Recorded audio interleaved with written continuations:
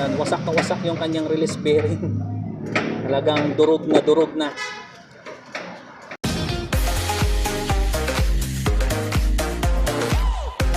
Mga sadig, good morning sa inyong lahat. Meron pala tayong ginawang Honda dito. Binaba natin yung transmission.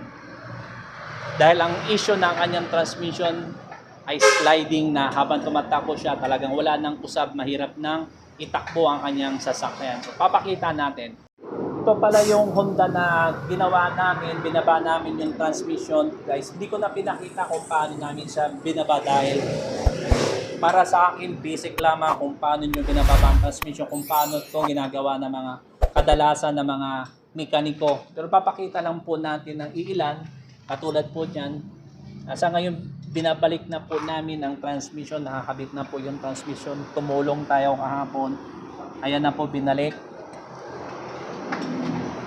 Yan po yung ating pong mekaniko. Shout out, bye! Yan, si Bay, yung mekaniko po natin dito na gumagawa dito po sa Honda. Ito po yung problema ng kanyang sasakyan.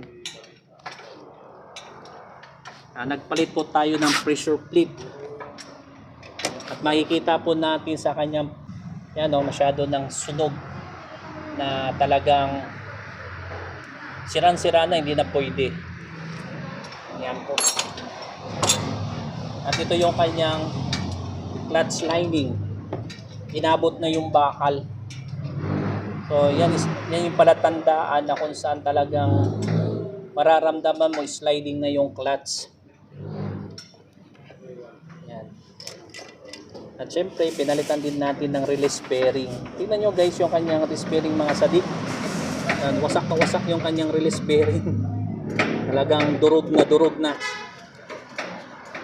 Yung kanyang mga bearing na pinalitan natin. Yan.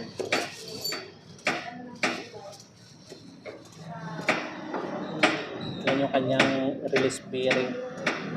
So bali, ginagawa po namin to guys. Nag-umpisa namin to ng kahapon ng tanghali. At ngayon siguro bago mag-lunch ay tapos na rin tong sasakyan, tong Hondang ito. Kaya ito lamang po yung update namin ginagawa dito sa Starmatic. Hindi lamang po automatic transmission yung ginagawa natin guys. Ang manual din po ay gumagawa tayo mga under chassis o mga bagay na pwede natin gawin. Yan po yung ating pong mekaniko na si Sir, si Bay. Yan. Ayan guys, pina-final check up namin ni Sir John ang Hondang ito kasi i-release namin itong ngayong hapon ang sasakyan. Kaya pina-final namin, chine-check namin yung bawat tornilyo, tubig, chine-check namin dyan, mga baterya o ang mga tornilyo dyan sa gulong, chine-check namin para ma-finalize namin ito. Katulad niya, nakaangat pa lang at sinisilip ko rin dyan sa ibaba kanina kung may mga bagay pang tumulo o mga bagay na hindi pa nahigpitan ng ating mga mekaniko.